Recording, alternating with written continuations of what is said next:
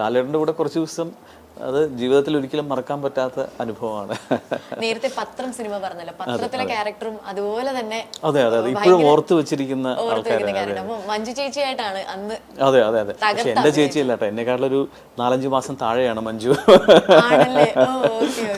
അതിനകത്ത് അനിയനായിട്ടാണല്ലോ. അതിനായിട്ട് അനിയനാണ്, കാണുമ്പോ അനിയനായിട്ട് തോന്നുമ്പോ സാരില്ല അങ്ങനെ തന്നെ ഇരുന്നോട്ട്. അപ്പൊ ആ സമയത്തെ ഒരു മെമ്മറി ഒക്കെ നമ്മളോടൊന്ന് ഷെയർ ചെയ്യുമോ? അത് ജോഷി സാറിന്റെ സെറ്റ് ആകുമ്പോൾ നമുക്ക് ഇത് സിബി സാറിന്റെ പോലെയല്ല. നമുക്ക് ജോഷി സാർ എന്ന് പറഞ്ഞ ഒരു സിംഹമാണ്.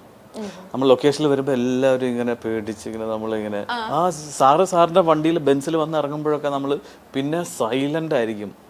അപ്പോൾ ഭാഗ്യത്തിന് എനിക്കിതുവരെ സാറിൻ്റെ ഇന്ന് ചീത്ത കേട്ടിട്ടില്ല.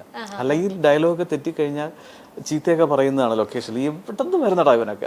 പക്ഷെ ദൈവം സഹായിച്ച് എനിക്കതിൽ ഇല്ല കിട്ടിയിട്ടില്ല. പക്ഷെ തല്ല് കുറച്ചൊക്കെ ഉണ്ടായിരുന്നു, സൈക്കിൾ ചവിട്ടുന്ന. അതെ അത് പിന്നെ അതിന്റെ വേദന ഇപ്പോഴും എൻ്റെ കാലിലുണ്ട്. അത് സ്ഫടികൻ ജോർജ് ചേട്ടനും ഞാനുമായിട്ടുള്ള സീനാണ്. മറ്റേ കത്തി ഉരി കൊന്നുകളയോടാന്ന് പറയും. അപ്പോൾ അതിൽ ഞാൻ പറഞ്ഞു, ചേട്ടാ ജോർജ് ചേട്ടാ എന്നെ ഇങ്ങനെ കാണിച്ചാൽ മതി, ഞാൻ അങ്ങോട്ട് വീണോളാം എന്ന് പറഞ്ഞു. പക്ഷേ ജോർജ് സാർ ആക്ഷൻ പറഞ്ഞപ്പോഴേക്കും ആള് ക്യാരക്ടറിൽ കയറി പറഞ്ഞത് തൂക്കിയെടുത്തൊരു ഒറ്റ കയറാണ്. ഞാൻ കമന്നടിച്ച് വീണ് എൻ്റെ അമ്മോ എല്ലാവരും ഓടി വന്നു. പക്ഷേ കുഴപ്പമില്ല, മുറിഞ്ഞു എങ്കിലും വച്ച് കെട്ടിയിട്ടാണ് പിന്നെ ആ സീനൊക്കെ എടുത്തത്. 2 ദിവസം നല്ലവണ്ണം വെയിലും തല്ലുമായിരുന്നു എനിക്ക്. ഇടിയും കിട്ടും, വെയിലത്ത് കിടക്കുന്നു. അത് ഒറിജിനൽ എയർപോർട്ടും അല്ല, അന്ന് ടെക്നോ പാർക്ക് ട്രിവാൻഡ്രം അതിൻ്റെ പണി നടന്നുകൊണ്ടിരിക്കുന്നേ ഉള്ളൂ. അപ്പോൾ അവിടെ ഒരു എയർപോർട്ടാക്കി മാറ്റിയിട്ടാണ് അത് ഷൂട്ട് ചെയ്യുന്നത്. അപ്പോൾ അവിടെ ഈ 100-150 കാറുകൾ, ഒരു കാറ് വന്നു. എയർപോർട്ടാകുമ്പോൾ കാറും വേണമല്ലോ. അപ്പോൾ ജോർജ് സാറിന് നിർബന്ധമാണ് ഇത്രയും കാറുകൾ വേണം. അപ്പോൾ അത് വന്നു നിൽക്കുന്നു, ആളെ ഇറക്കി പോകുന്നു. ഇതിനിടയിലാണ് ഈ അടി നടക്കുന്നതും.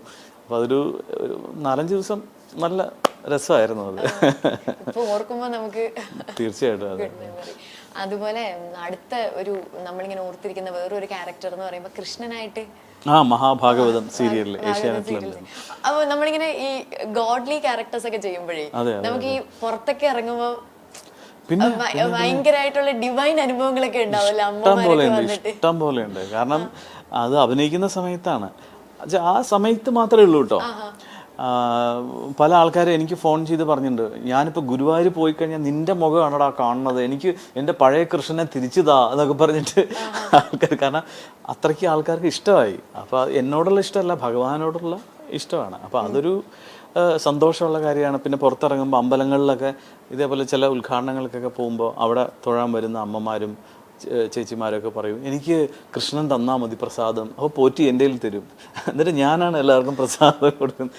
അങ്ങനെയൊക്കെയുള്ള കാലിൽ വന്ന് വീഴും.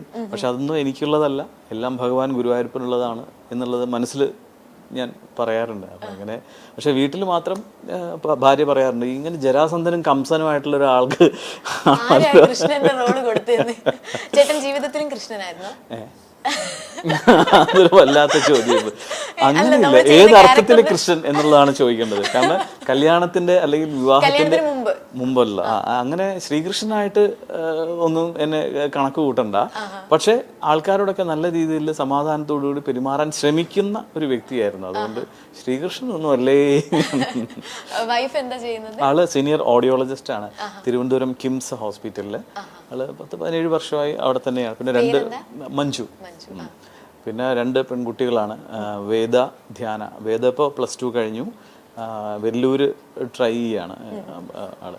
പിന്നെ രണ്ടാമത് ധ്യാന, ഷീസ് 9th-ലാണ്. പിന്നെ അമ്മ സരസ്വതി ഹരിദാസ്, ആള് കൂടെയുണ്ട്. അങ്ങനെ പോകുന്നു. എന്റെ അമ്മയുടെ പേര് സരസ്വതി. ഓക്കെ ചേട്ടാ, അതുപോലെ വേറൊരു കാര്യമേ, ചേട്ടന്റെ മറ്റേ ഭ്രമണം സീരിയൽ എന്ന് പറഞ്ഞു കഴിഞ്ഞാൽ വളരെ ഹിറ്റായിട്ട് പോയ സീരിയലാണ്. അത്രയ്ക്ക് ഹിറ്റായി പോയ സീരിയലാണ്. മഞ്ഞുരുകും കാലം പോലൊക്കെ തന്നെ നമ്മൾ ഇപ്പോഴും ഭ്രമണത്തിന്റെ ഷോർട്സ് വരും ഇൻസ്റ്റാഗ്രാമിൽ. എനിക്കിപ്പോഴും ആൾക്കാർ അയച്ചു തരാറുണ്ട് വെടികൊണ്ട സീനൊക്കെ. ചേട്ടൻ വെടികൊണ്ട സീൻ ഒത്തിരി ട്രോള് വന്നതാ. ഈ യൂട്യൂബിൽ അടിച്ചുകൊടുത്ത അങ്ങനെ ചേട്ടന്റെ പേരടിക്കുമ്പോൾ ട്രോളൊക്കെ വരും. അപ്പൊ ഈ സീൻ ചെയ്യുന്ന സമയത്ത് അത് ട്രോൾ ചെയ്യപ്പെടുമായിരിക്കും, അല്ലെങ്കിൽ എന്തെങ്കിലും ഒരു സംശയം തോന്നിയിരുന്നോ ചേട്ടൻ ഇത് കുറച്ച് ഇംപ്രൂവൈസ് ചെയ്യണായിരിക്കും? ഈ ട്രോൾ ജനത ഉണ്ടല്ലോ, അവര് ഏതിലാണ് കയറി പിടിക്കുന്നതെന്നുള്ളത് നമുക്ക് ഒന്ന് ഈശ്വരന് മാത്രമേ അറിയുള്ളൂ. ഈ ട്രോൾ ഏതിലാണ് വരുന്നതെന്നുള്ളത്. അതുകൊണ്ട് നമ്മൾ വളരെ കഷ്ടപ്പെട്ട് സത്യസന്ധമായിട്ടാണ് അഭിനയിച്ചത്. ഇപ്പൊ ജോയ്സി സാറാണ് അതിന്റെ എല്ലാം. അപ്പൊ ജോയ്സി സാർ ഒരു ഡോക്ടറെ വിളിച്ചു അതായത് സാർ സ്ക്രിപ്റ്റ് എഴുതുമ്പോൾ തന്നെ നെറ്റിയിൽ വെടി കൊള്ളുമ്പോൾ എങ്ങനെയാണ് ഒരു ഡെഡ് ബോഡി അല്ലെങ്കിൽ എങ്ങനെയായിരിക്കും അപ്പോൾ പറഞ്ഞു ഒരു മനുഷ്യന്റെ റിയാക്ഷൻ അല്ല എന്തായിരിക്കും ആ ഡെഡ് ബോഡിയുടെ അവസ്ഥ. അപ്പോൾ രണ്ട് കണ്ണും മുകളിലേക്കാണ്. അപ്പോൾ ഇതായിരുന്നു എന്നോടും ജോയ്സി സാറ് പറഞ്ഞിരുന്നത്. പക്ഷെ എൻ്റെ കണ്ണ് മുകളിലോട്ടായപ്പോൾ ഒരു കണ്ണ് മാത്രം ഇങ്ങോട്ടായിപ്പോയി. അത് ടെലികാസ്റ്റ് ചെയ്യുമ്പോൾ കുഴപ്പമില്ലായിരുന്നു. പക്ഷേ ഇത് വന്നിട്ട് പോസ്റ്റ് ചെയ്തിട്ട് അത് ഫോട്ടോ എടുത്തിട്ട് അതിനെ അങ്ങ് ട്രോളാക്കി എനിക്ക് 2 ആഴ്ച വീട്ടിലിരിക്കാന്ന് വൃത്തിയില്ല. എല്ലാവരും ബന്ധുക്കളും ഫ്രണ്ട്സും എല്ലാവരും ഇത് തന്നെ ഇങ്ങോട്ട് അയച്ചു തന്നുകൊണ്ടിരിക്കും ഈ വെടി കൊണ്ട ഫോട്ടോ. ഇത് എന്ത് പറ്റി എന്ന് ചോദിച്ചാൽ ഞാൻ പറഞ്ഞത് സീരിയലാണ്, എനിക്ക് ശരിക്കും വെടി കൊണ്ടതല്ല, പിന്നെ എനിക്ക് വെടി കൊണ്ട് ശീലമില്ലാത്തതുകൊണ്ട് അങ്ങനെ ആയിപ്പോയതാണ് എന്നൊക്കെ പറഞ്ഞു.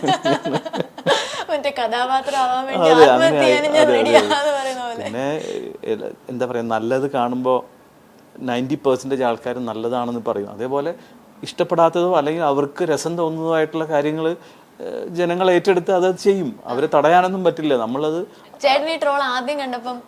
അതാണ് പറഞ്ഞത്. 2 ആഴ്ച ഒരു ഓർമ്മയില്ല. തലയിൽ വെടികൊണ്ട പോലെയാണ് സത്യം. ഒന്നും ഓർമ്മയില്ല. ഇങ്ങനെ പറ ഒരു ദിവസം ഫേസ്ബുക്ക് നോക്കിയപ്പോൾ ഇങ്ങനെ പറ എല്ലാവരും എന്നെ ടാഗ് ചെയ്തിട്ടും ഒക്കെ ഇങ്ങനെ വരുന്നു. ഇത് എന്താണിത്, ഇത് സീരിയലിൽ കണ്ടതാണല്ലോ, ഇത് എന്താ ഇങ്ങനെ.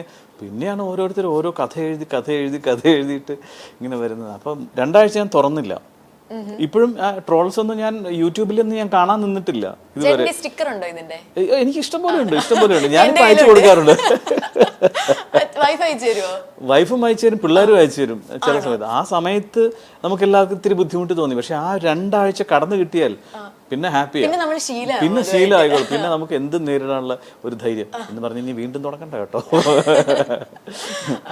അപ്പൊ നമ്മുടെ പുതിയ പ്രോജക്ട്സ് പറഞ്ഞു കഴിഞ്ഞാൽ ഏറ്റവും പുതിയതായിട്ട് ധ്യാൻ ശ്രീനിവാസന്റെ കൂടെ ഒരു മൂവിയാണ്. അതെ, തീർച്ചയായിട്ടും അതൊരു പ്രത്യേക രീതിയിലുള്ള ഒരു 3D ഫിലിമാണ്. ഒരു പ്രത്യേക കഥയാണ്, നല്ല രസമുള്ളൊരു കഥയാണ്. എൻ്റെ സുഹൃത്തും പിന്നെ നല്ലൊരു ഗ്രാഫിക് ഡിസൈനറുമായിട്ടുള്ള മഹേഷ് എന്ന് പറഞ്ഞ ട്രിവാൻഡ്രത്ത് ആളാണ് അത് ഡയറക്റ്റ് ചെയ്തിരിക്കുന്നത്. 11 എന്നാണ് സിനിമയുടെ പേര്. അപ്പോൾ അത് കുറച്ചൊരു പോർഷൻ കൂടി ഷൂട്ട് ചെയ്യാൻ ബാലൻസ് ഉണ്ട്. അത് 2 ആഴ്ചയ്ക്കുള്ളിൽ എൻ്റെ ഷൂട്ടിങ് കഴിയും. ഉടനെ തന്നെ ഇറങ്ങും.